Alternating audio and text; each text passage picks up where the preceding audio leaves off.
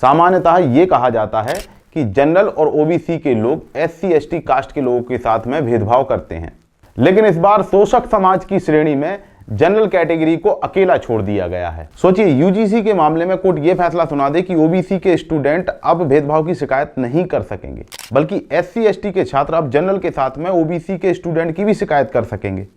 ऐसी परिस्थिति में मौके की राजनीति करने वाले उन ओबीसी नेताओं का क्या होगा? ना घर के रहेंगे ना घाट के। फिर किस मुंह से उसी कानून का विरोध कर पाएंगे जिस कानून का आज जोरों शोरों से समर्थन कर रहे हैं। सुप्रीम कोर्ट ने फिलहाल यूजीसी के नए इक्विटी कानून पर स्टे लगा दी है। अगली तारीख 19 मार्च दी गई है और हो सकता है कि 19 मार्च को या तो कानून पूरी तरह से रद्द कर दिया जाए या फिर इसमें कोई बदलाव भी किया जा सकता है। नमस्कार दोस्तों, आज पूरे देश में यूजीसी का मुद्दा छाया हुआ है। जानते हैं इससे सवर्णों को क्या दिक्कत है और एससी एसटी ओबीसी का इसमें क्या फायदा है। तो सबसे पहले ये जान लेते हैं कि यूजीसी कोई नया संसद में पास हुआ बिल नहीं है। यूजीसी एक लीगल संस्था है जो कि 1956 में यूनिवर्सिटी ग्रांट कमीशन नाम के एक्ट के तहत बनी थी, जिसका काम है यूनिवर्सिटीज में शिक्षा के नियम तय करना, यूनिवर्सिटीज को मान्यता प्रदान करना और उन्हें फंडिंग करना। अब भारत सरकार इसी यूजीसी में एक नया रेगुलेशन लेकर आई है। यह कहता है कि अब हर यूनिवर्सिटी कॉलेज को इक्वल अपॉर्चुनिटी सेंटर यानी कि समान अवसर केंद्र बनाना होगा।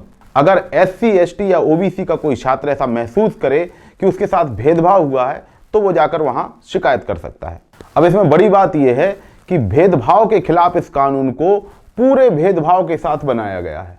जरूरी नहीं है कि यह घटना साबित हो और यह भी जरूरी नहीं है कि कोई घटना हुई हो।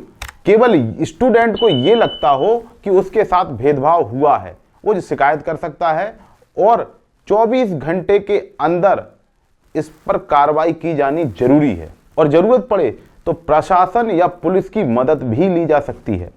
और एक और चीज, इसमें फर्जी शिकायत करने वाले के लिए भी कोई प्रावधान नहीं है। ऐसे में इस कानून का दुरुपयोग भी किया जा सकता है और किसी छात्र के साथ ब्लैकमेलिंग भी की जा सकती है। और सबसे ज्यादा इसका दुरुपयोग तो यूनिवर्सिटी के चुनाव में किया जाएगा।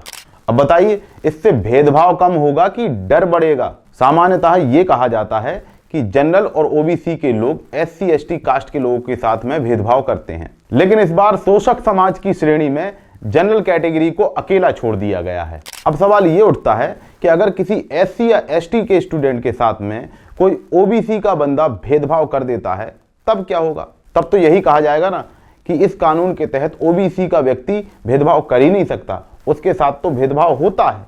जबकि हम सभी जानते हैं कि भेदभाव से कोई भी वर्ग अछूता नहीं है। ये क्रमशः भेदभाव चलता है और ऊपर से नीचे तक हर कैटेगरी में आपस में ही भेदभाव फैला हुआ है। एक तरफ यहाँ ओबीसी को शोषितों की श्रेणी में रखा गया है, दूसरी तरफ ओबीसी के लाखों लोग एससी एसटी एक्ट के फर्जी मामलों की मार झेल रहे हैं। जागरण की एक 2017 की रिपोर्ट के मुताबिक दरभंगा में 78% एससी एसटी के मामले फर्जी पाए गए थे।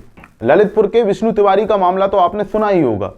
विष्णु तिवारी ने फर्जी एससी एसटी और रेप के मामले में 20 साल की जेल काटी है और ऊपर से उनका पूरा परिवार बर्बाद हो गया। उसके माता पिता मर गए, उसके दोनों भाई मर गए, उसके परिवार में कुछ नहीं बचा, जमीन जायदाद सब बिक गई। सरकार का तर्क है कि अभी भी उच्च शिक्षा में भेदभाव की घटनाएं होती हैं, इसलिए एक ऐसा सिस्टम चाहिए जहां छात्र सुरक्षित महसूस करें।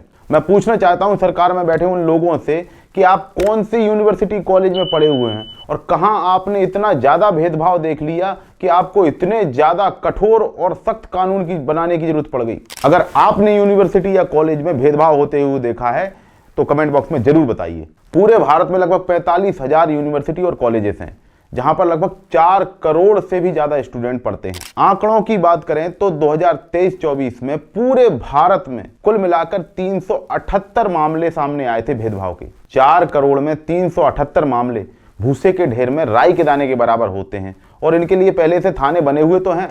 और यूनिवर्सिटी कॉलेजेस में जैसा आप बोल रहे हैं ऐसा कुछ माहौल नहीं है साहब। हम भी पढ़े हैं कॉलेज में। कॉलेज यूनिवर्सिटीज में तो अधिकांश स्टूडेंट को पता ही नहीं होता है कि कौन किस जाति का है और कौन किस कैटेगरी में आता है। दूर दूर के स्टूडेंट पढ़ने जाते हैं। कई लोगों के सरनेम तो स्टूडेंट्स ने पहली बार सुने होते हैं। समझ में नहीं आता है कौन किस जाति का है। सरनेम तो क्या, कई सारी तो जातियां ही समझ में नहीं आती हैं, क्योंकि भारत में कितनी सारी तो जातियां हैं, 5000 से ज्यादा जातियां हैं। अब किसी से बात करने से पहले उसकी जाति पूछनी पड़ेगी क्या? और इसमें भी खतरा है, कहीं वो ये शिकायत ना कर दे कि ये मेरी जात पूछ रहा था।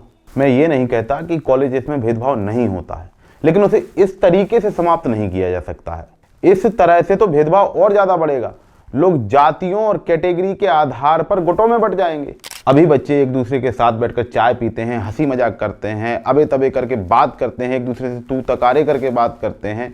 गाली गलौज तो स्टूडेंट्स के बीच में आम बात है। कॉलेज यूनिवर्सिटीज में कोई त्रिपाठी या तिवारी जी से पंडित जी महाराज जी कह के थोड़ी ना बात करता है, ना ही वहां कोई चौहान भदौरिया राजपूत को राजा साहब कह के संबोधित करता है। वहां सब बराबरी से रहते हैं, वहां ना कोई किसी का सम्मान करता है, ना किसी का कोई अपमान करता है।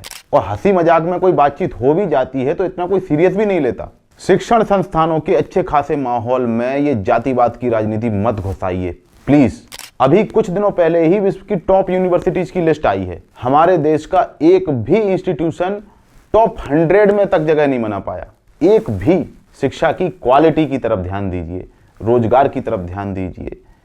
ये सब राजनीति में कुछ नहीं रखा है। छात्रों का जीवन बर्बाद होगा, भविष्य बर्बाद होगा और कुछ भी नहीं होने वाला है। धन्यवाद। अगर आपको ये वीडियो अच्छा लगा तो अधिक से अधिक लोगों तक जरूर पहुंचाएं। इस विषय पर आपके क्या विचार हैं कृपया कमेंट बॉक्स में जरूर बताएं। वीडियो को लाइक करें, शेयर करें और सब्सक्राइब करना ना भूलें।